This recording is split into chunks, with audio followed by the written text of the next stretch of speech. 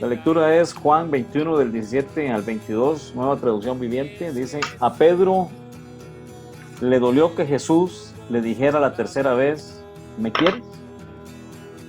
Le contestó, Señor, tú sabes todo. Tú sabes que yo te quiero. Jesús dijo, entonces alimenta a mis ovejas. Te digo la verdad, cuando eras joven, podías hacer lo que querías. Te vestías tú mismo e ibas a donde querías ir.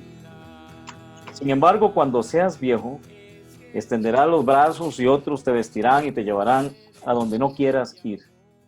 Jesús dijo eso para darle a conocer el tipo de muerte con la que Pedro glorificaría a Dios. Entonces Jesús le dijo, sígueme.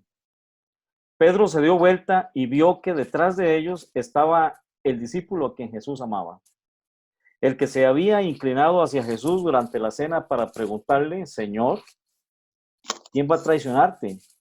Pedro le preguntó a Jesús, Señor, ¿qué va a pasar con él? Jesús contestó, si quiero que él siga vivo hasta que yo regrese, ¿qué tiene que ver contigo? En cuanto a ti, sígueme. Pedro iba caminando, siguiendo a Jesús, pero dándose la vuelta, vio que Juan, el discípulo amado, lo seguía y se había quedado atrás. Pedro era del tipo de personas que se le dificulta tener una relación muy íntima con Jesús. Creo que la vergüenza de la negación todavía estaba en su cabeza y le estaba impidiendo ir a toda prisa detrás de Jesús. Le estaba impidiendo avanzar juntos, sin detenerse y algo muy importante, sin distractores. Muchísimas personas nos parecemos a Pedro, hermanos. En nuestro corazón hay una incapacidad de poder caminar con Jesús sin distractores. Pedro no debía darse la vuelta, pero aún así lo hizo. Pedro estaba puesto en marcha ya con Jesús. Jesús le había dado la orden, Pedro, sígueme, y Pedro iba siguiéndolo. Pedro no tenía por qué volver a ver atrás, pero aún así lo hizo. Quitó la mirada de Jesús y puso la mirada en otro. ¿Y quién era ese otro? No era un cualquiera, era el discípulo amado, Juan, el discípulo que Jesús amaba. Creo que al sentir que iba solo con Jesús, a Pedro le invade un sentimiento de inseguridad, de incertidumbre hacia esa nueva aventura que Jesús lo llamaba. Creo que pensó que no iba a poder de nueva cuenta mantenerse totalmente fiel y piensa que en cualquier momento le puede volver a fallar. Por eso busca algo en que apoyarse para evitar esa relación de intimidad con Jesús. Voltea a ver hacia atrás y qué mejor que el discípulo amado de Jesús. Si Jesús lo amaba, muy probablemente Jesús le iba a tomar toda la atención debida a Juan. Hermanos, pienso que Pedro estaba evitando en alguna manera un cara a cara con Jesús. Y como dije antes, todavía creo que sentía esa culpabilidad de haber negado a Jesús, todavía él no lo había superado. Y Jesús, cuando resucita, incluso dice, quiero ver a Pedro. Pedro es del tipo de personas que está evitando un cara a cara con Jesús. Jesús lo saca del montón, del grupo, y le dice, sígame. Jesús no dice, síganme.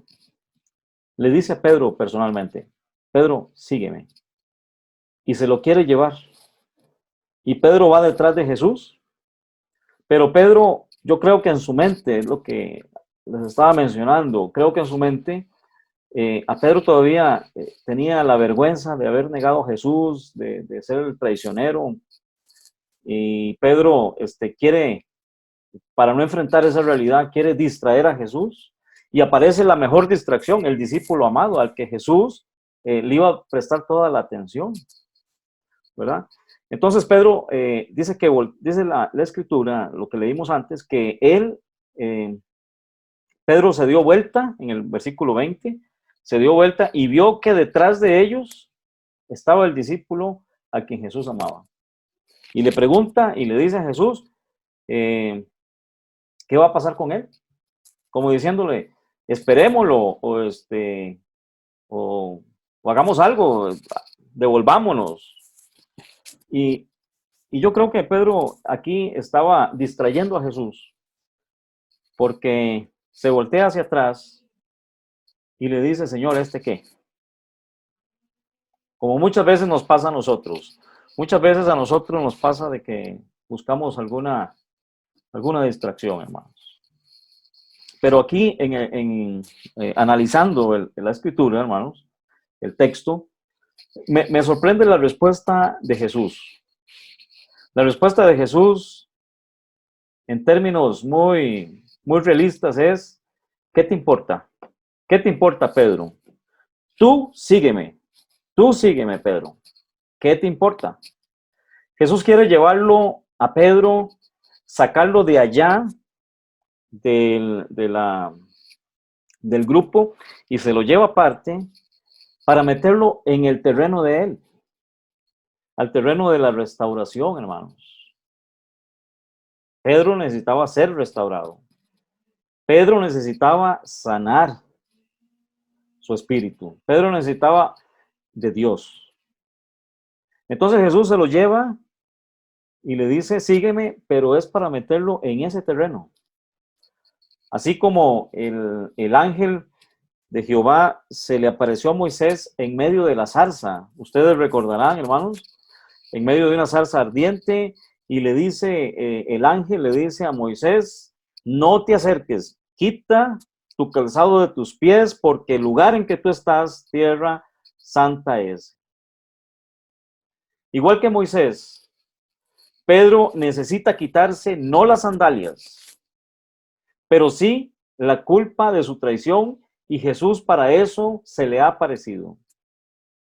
Las palabras de Jesús, sígueme, ahora sí toman un gran sentido cuando nos acercamos al texto bíblico, analizamos un poco, leemos y nos damos cuenta de todas las cosas que habían sucedido,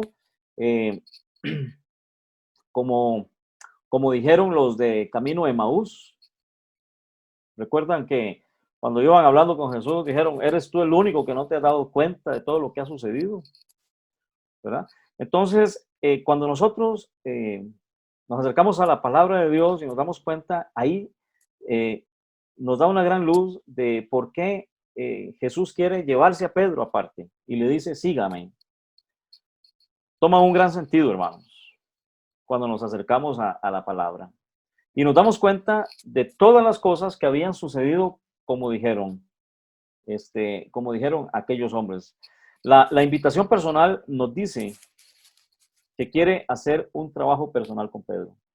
Jesús invita personalmente a Pedro porque Jesús quiere hacer un trabajo personal con Pedro. Dios siempre trabaja en comunidad, pero también trabaja en lo individual, hermanos. Y trabajar en lo individual con cada persona es muy importante. Entonces, esa invitación es para trabajar en lo individual. Es como revivir aquellos maravillosos, hermanos. A mí se me hace similar cuando Dios quiere trabajar personalmente con uno. Aquellos versículos maravillosos que están en el profeta Isaías, en el capítulo 1, que voy a leerlos, hermanos, ustedes lo conocen muy bien. Capítulo 1, Isaías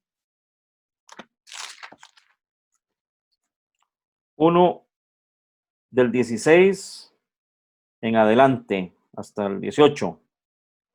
Lavaos y limpiaos, quitad la iniquidad de vuestras obras delante de mis ojos, dejad de hacer lo malo, aprended a hacer el bien, buscad el juicio, restituid al agraviado, haced justicia al huérfano, amparad a la viuda.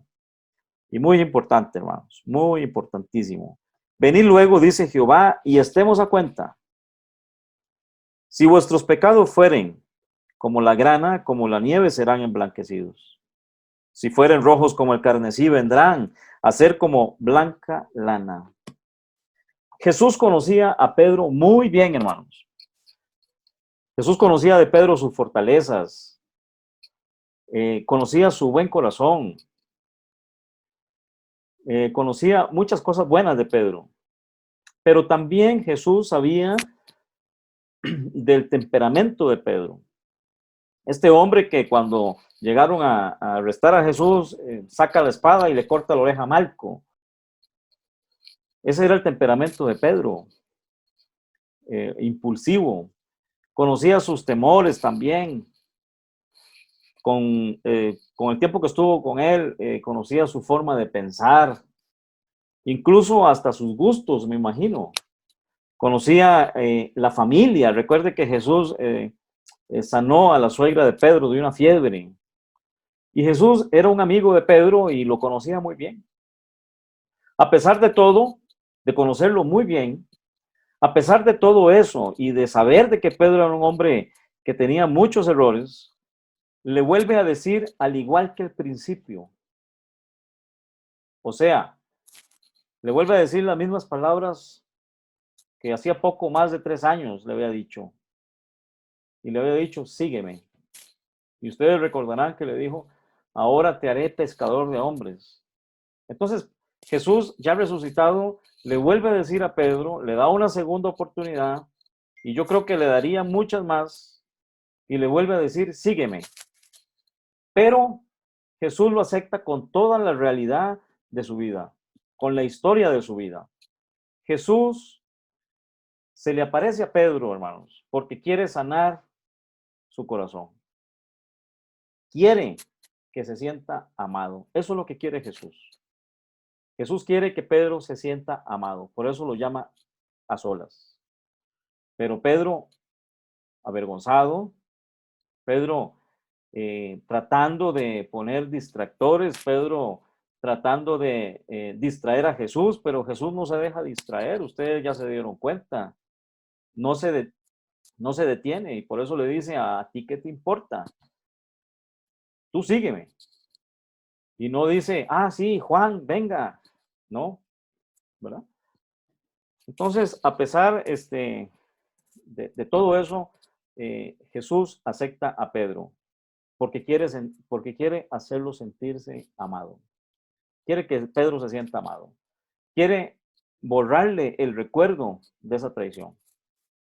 Y esto es muy importante, hermanos. Y esto debemos de recapacitarlo todos nosotros. Una persona, cuando se siente amada por Dios, su pasado no le pesa, no le entristece, porque se siente perdonada. Dios sabe muy bien quiénes somos. Así como Jesús sabía quién era Pedro, también sabe quiénes somos nosotros. Y a nosotros no nos puede embargar, no nos puede detener, no nos puede hacer devolvernos nuestro pasado, nuestros errores. Porque si nosotros retrocedemos, es porque realmente no nos estamos sintiendo amados por Dios. Y si nosotros retrocedemos, posiblemente sea porque no hemos comprendido la magnitud, la grandeza del amor de Dios. Todos somos llamados de manera individual, hermanos, por Dios. A cada uno nos llegan esas dos palabras nada más. Tú sígueme. Ahí no valen los compañeros, hermano. Ahí no valen los cómplices. Es un cara a cara con Dios. Y lo más profundo de nuestro ser también es expuesto ante Dios, hermanos. Cuando Dios nos llama. Este llamado a seguirle es el plan de amor perfecto de Dios para nuestras vidas. Eso es todo, hermanos. No es una carga, no es algo por qué nosotros debemos esquivarlo o tratar de buscar distracciones. No, simplemente un plan de amor hacia nosotros, perfecto. Dios, por un lado, perfecto, fiel, siempre atento, siempre sin cambiar, inmutable ante sus promesas. Y por otro lado, el ser humano que cambia, que traiciona, que falla, pero esa es la conjugación perfecta, hermanos. Esa es la fórmula perfecta, porque Dios es infinito en amor y nosotros estamos necesitados de ese amor. Cuando llega Jesús y se le aparece Pedro y le hace esas 3 preguntas, no le dice, Pedro, ¿por qué usted me traicionó? Pedro, usted ha dicho un momentito antes, unas horas antes de que me iban a entregar, de que usted daría hasta la vida si fuera posible. Y Jesús no empieza a reclamarle nada. Jesús nada más le pregunta, Pedro, ¿me amas? Sí. Pedro, ¿me amas? Sí. Pedro, ¿me amas? Sí. Eso es lo que el Señor quiere escuchar de nosotros. Lo que el Señor quiere escuchar de nosotros es que nosotros le amamos y que estamos dispuestos a levantarnos una y otra vez para seguir amándole. No quiere escuchar Dios que somos perfectos. Eso es arrogancia, eso es soberbia. Nosotros no somos perfectos. Nosotros somos necesitados de Dios. Y eso es lo que Dios necesita, hermanos. Que nosotros tengamos ese corazón para reconocer de que necesitamos de Él. Eso es lo que Dios le agrada. No es que nosotros seamos perfectos, pero sí que tengamos humildad, como la tuvo Pedro, de reconocer sus errores y que se arrepienta. Y que nos arrepintamos, hermanos, así como lo hizo David también. Y creo que para ir concluyendo, hermanos, hay 2 cosas importantes que hoy debemos de llevarnos en este mensaje. 1, dese la oportunidad de esos encuentros con el resucitado. Hay que procurarlos, hay que anhelarlos con todo nuestro corazón. Darnos la oportunidad de que Dios nos diga, sígueme. Porque muchas veces nos hacen el llamado y nosotros no escuchamos. Eso es lo primero. Tenemos que procurar, tenemos que darnos la oportunidad de experimentar en nuestras propias vidas el amor, el plan perfecto de amor que tiene Dios para nosotros, a pesar de todos nuestros errores.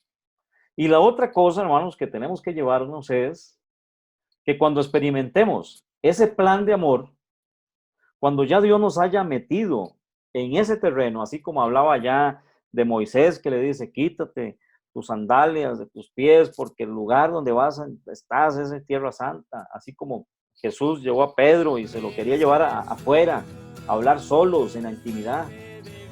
¿Verdad? Cuando nosotros experimentemos, cuando ya hayamos dado ese paso, que es el caso de muchos de nosotros, en ese plan de amor de Dios, tratemos de descubrir qué es lo que Dios tiene para nosotros, qué es lo que Dios nos está ofreciendo. ¿Verdad? ¿Por qué Dios nos dice, sígame? No permitamos que la vergüenza, hermanos, no permitamos que los errores del pasado nos priven de esa gran bendición. Continuemos el camino sin detenernos a ver quién viene o quién no viene atrás. Incluso si no vienen las personas que más queremos, hay que caminar con alegría, ya que la persona que más nos quiere en el mundo, ustedes ya saben quién es. Y ese Jesús sí que está a nuestro lado y nos sigue diciendo, tú sígueme.